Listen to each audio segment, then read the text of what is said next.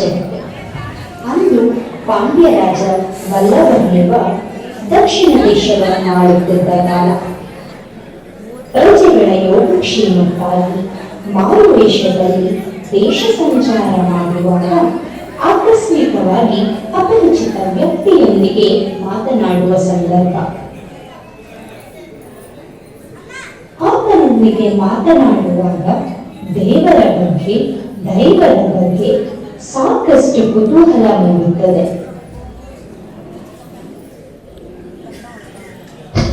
ಅರಮನೆಗೆ ತೆರಳಿ ತಮ್ಮ ರಾಜಪುರೋಹಿತರಾದ ಶರ್ವಾನಂದಿಯವರ ಬಳಿ ನಡೆದ ಘಟನೆಯನ್ನು ತನ್ನಲ್ಲಿ ಮೂಡಿರುವ ಕುತೂಹಲದ ಬಗ್ಗೆ ತಿಳಿಸುತ್ತಾನೆ.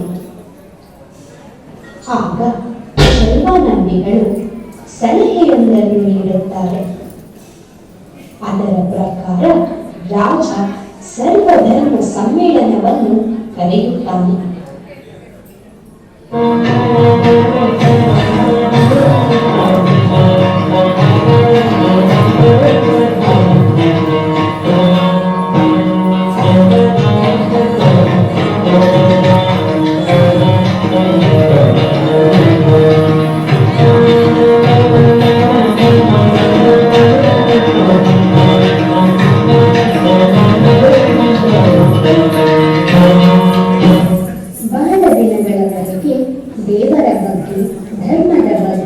ಬಹಳ ಚರ್ಚೆ ಉಂಟಾಗುತ್ತದೆ.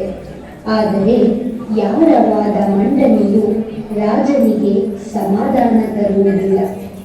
ರಾಜನ ತಳಮಳವನ್ನು ಅರಿತ ಸಾಕ್ಷಾತ್ ಶ್ರೀಮನ್ನಾರಾಯಣ ಅದೇ ರಾಜ್ಯದ ಶ್ರೀವೆಲ್ಲಿಪುತ್ತೂರಿನಲ್ಲಿ ಬಡಪತ್ರಶಾಹಿಯ ಪರಮ ಭಕ್ತರಾದ ವಿಷ್ಣು ಚಿತ್ತರ ಕನಸಿನಲ್ಲಿ ಬಂದು, ವಿಷ್ಣು ಚಿತ್ತರೇ ವಲ್ಲಭದೇವನ ಅರಮನೆಯಲ್ಲಿ ಒಂದು ಸರ್ವಧರ್ಮ ಸಮ್ಮೇಳನವನ್ನು ಹಮ್ಮಿಕೊಂಡಿದ್ದಾರೆ. ನೀವು ಅದರಲ್ಲಿ ಭಾಗವಹಿಸಬೇಕು ಎಂದು ಸೂಚಿಸಿದ ನಂತರ ವೇದಶಾಸ್ತ್ರಗಳಲ್ಲಿ ಪಾಂಡಿತ್ಯ ಹೊಂದಿರದ ವಿಷ್ಣು ಚಿತ್ತರು ಬಾಲ್ಯದಿಂದಲೇ ವಿಷ್ಣುವಿನ ಪರಮ ಭಕ್ತರು. ಸ್ವಾಮಿಗೆ ಹೂ ಮತ್ತು ತುಳಸಿ ಮಾಲೆಯನ್ನು ಕಟ್ಟುತ್ತಿದ್ದ ಅವರಿಗೆ ಘಟಾನುಘಟಿಗಳೇ ಭಾಗವಹಿಸಿದ್ದ ಸಮ್ಮೇಳನಕ್ಕೆ ಹೋಗಲು ಸಂಕೋಚ. ಆದರೂ ದೇವರ ಅನುಗ್ರಹ ತಮ್ಮಲ್ಲಿರುವಾಗ ಸಂಕೋಚವೇಕೆ ಎಂದು ಅರಮನೆಯನ್ನು ಪ್ರವೇಶಿಸಿದ ನಂತರ ಆ ಶ್ರೀಮನ್ನಾರಾಯಣನ ಮಹಿಮೆಯನ್ನು ಆತನ ಕೃಪೆಯಿಂದಲೇ ಹಾಡತೊಡಗಿದರು. ಶಾಂತಾಕಾರಂ ಭುಜಗಶಯನಂ ಪದ್ಮನಾಭಂ ಸುರೇಶಂ ವಿಶ್ವಾಕಾರಂ ಗಗನಸದೃಶಂ ಮೇಘವರ್ಣಂ ಶುಭಾಂಗಂ ಲಕ್ಷ್ಮೀಕಾಂತಂ ಕಮಲನಯನಂ ಯೋಗಿಹೃದ್ಯಾನಗಮ್ಯಂ ವಂದೇ ವಿಷ್ಣುಂ ಭವಭಯಹರಂ ಸರ್ವಲೋಕೈಕನಾಥಂ. ವಿಷ್ಣು ಚಿತ್ತರೇ, ಶ್ರೀಮನ್ನಾರಾಯಣನ ಮಹಿಮೆಯನ್ನು ಎಷ್ಟು ಅದ್ಭುತವಾಗಿ ಹಾಡಿದ್ದೀರಿ ಎಂದು ಹೇಳುತ್ತಾ ಆನಂದದಿಂದ ವಲ್ಲಭದೇವನು ಸ್ಪರ್ಧೆಗೆ ಎಂದು ಇಟ್ಟಿದ್ದ ಚಿನ್ನದ ನಾಣ್ಯದ ಚೀಲವನ್ನು ಅವರಿಗೆ ಬಹುಮಾನವಾಗಿ ನೀಡಿ ಅವರನ್ನು ಆನೆಯ ಮೇಲೆ ಕೂರಿಸಿ ಊರಿನ ತುಂಬ ಮೆರವಣಿಗೆ ಮಾಡಿ ಗೌರವಿಸತೊಡಗಿದರು.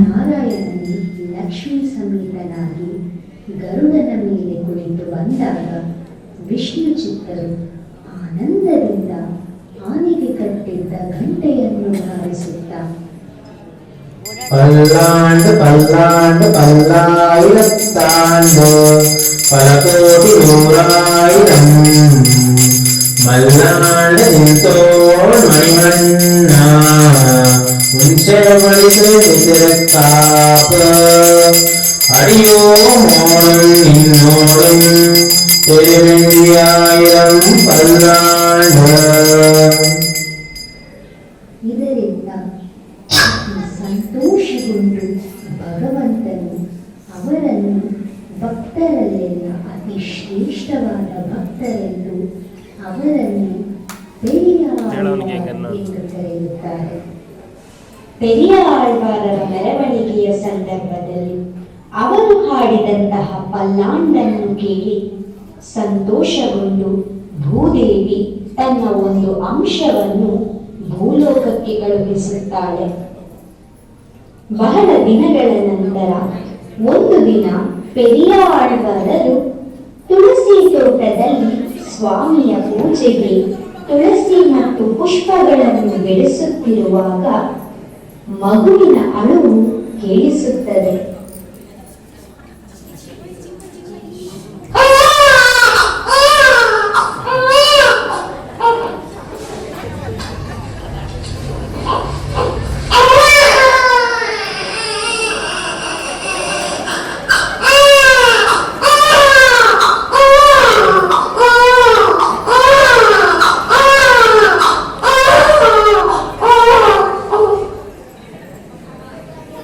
ಅಳುತ್ತಿರುವ ಮಗುವನ್ನು ನೋಡಿ ಈ ಮಗುವು ಭಗವಂತನೇ ನಮಗೆ ನೀಡಿದ್ದಾನೆ, ಈ ಮಗು ಸಾಕ್ಷಾತ್ ಭೂದೇವಿಯ ಸ್ವರೂಪವೆಂದು ಮನೆಗೆ ಕರೆತಂದು ಆ ಮಗುವಿಗೆ ಗೋದಾದೇವಿ ಎಂದು ಹೆಸರಿಡುತ್ತಾರೆ. ಆ ನಂತರ ವಿಷ್ಣು ಚಿತ್ತರು ಗೋದಾದೇವಿಗೆ ಸಾಕಷ್ಟು ದೇವರ ಬಗ್ಗೆ ಅರಿವು ಮೂಡಿಸುತ್ತಾ ಬರುತ್ತಾರೆ.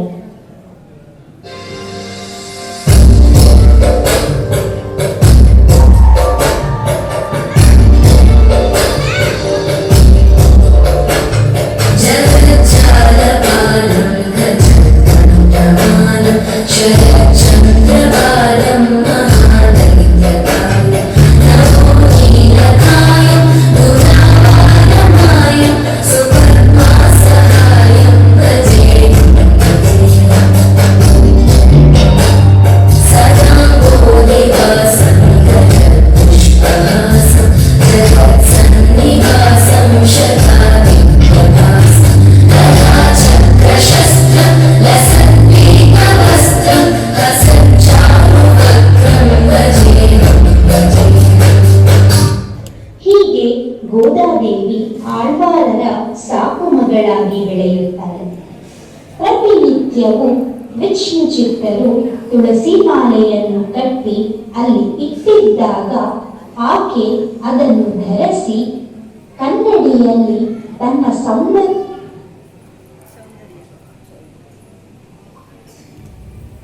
ಶ್ರೀಗೆ ಗೋದಾದೇವಿ ಎಂದು ಹೆಸರಿಡುತ್ತಾರೆ. ಹೊಸದೊಂದು ತುಳಸಿ ಮಾಲೆಯನ್ನು ಕಟ್ಟಿ ಅದನ್ನು ಭಗವಂತನಿಗೆ ಅರ್ಪಿಸಿದರು.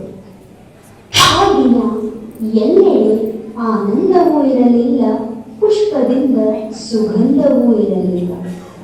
ಇದನ್ನು ಯೋಚಿಸುತ್ತಾ ವಿಷ್ಣು ಚಿತ್ತರು ಮನೆಗೆ ಬರುತ್ತಾರೆ.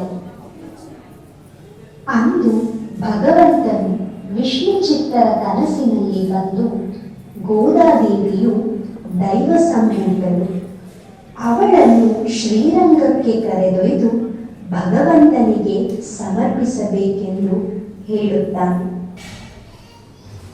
ಭಗವಂತನ ಮಾತಿನಂತೆ ಗೋದಾದೇವಿಯು ಮದುವೆಯ ವಯಸ್ಸಿಗೆ ಬಂದಾಗ ಗೋದಾದೇವಿಗೆ ವರನ ಆಯ್ಕೆಯನ್ನು ಮಾಡಿಕೊಳ್ಳಲು ಅವಕಾಶ ಕೊಡುತ್ತಾ ಗೋದಾದೇವಿಗೆ 108 ದಿವ್ಯ ದೇಶಗಳ ಬಗ್ಗೆ ವರ್ಣನೆ ಮಾಡುತ್ತಾರೆ.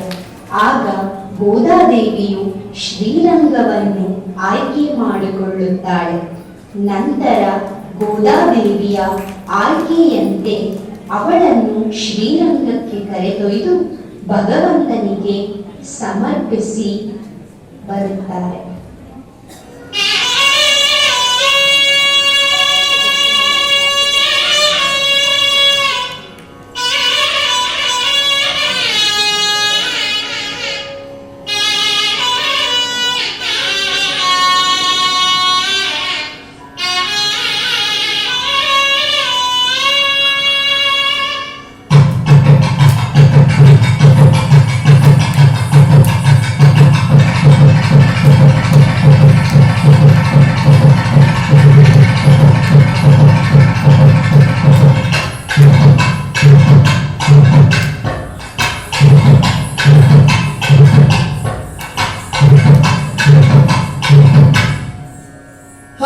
அகிலமெல்லாம் மிக விளங்கும் ஆதி அரவணை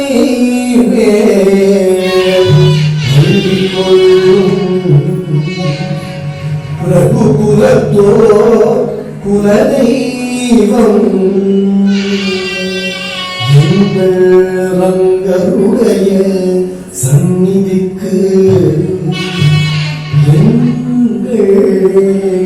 ரங்கருடைய சந்நிதிக்கு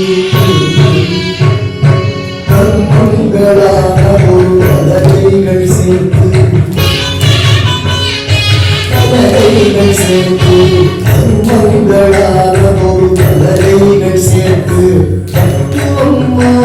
ஒரு காலம் நட்டு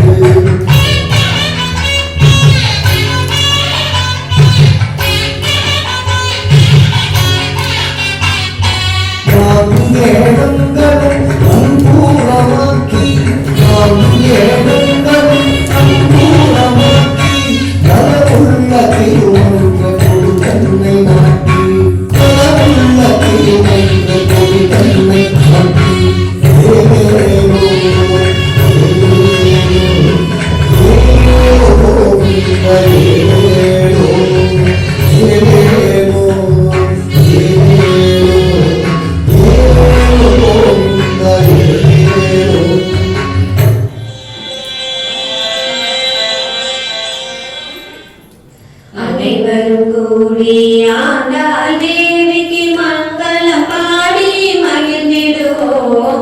அனைவரும் கூடி ஆண்டாள் தேவிக்கு மங்களம் பாடி மகிழ்ந்திடுவோம்.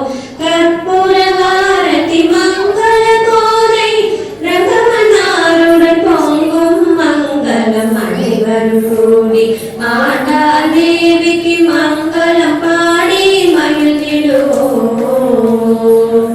பல்லாண்டு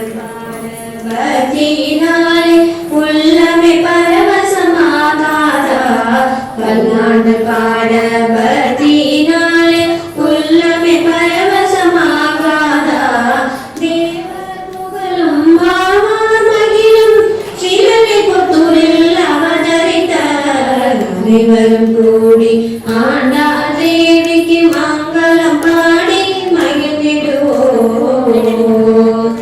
மங்கள தீபங்கள் அலங்காரமாகவே ஜோதி பிரகாசமாய் நிறைந்திடவும். மங்கள தீபங்கள் அலங்காரமாக ஜோதி பிரகாசமாய் நிறைந்திடவும். சூடி கொடுத்த ஆண்டாளுக்கு மங்களஹாரதி. அனைவரும் கூடி ஆண்டாள் தேவிக்கு மங்களம் பாடி மகிழ்ந்திடுவோம். மங்களம் பாடி மகிழ்ந்திடுவோம். மங்களம் பாடி மகிழ்ந்திடுவோம்.